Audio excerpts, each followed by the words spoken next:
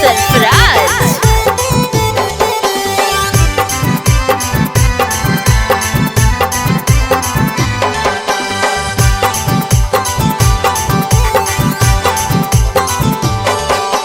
गया college के तोर अरवा लगा होगे, गया नवादा के तोरे अरवा लगा होगे। छौड़ी चोली में मोबाइल तोरा गाना गवा होगे, छौड़ी चोली में मोबाइल तोरा गाना गवा होगे।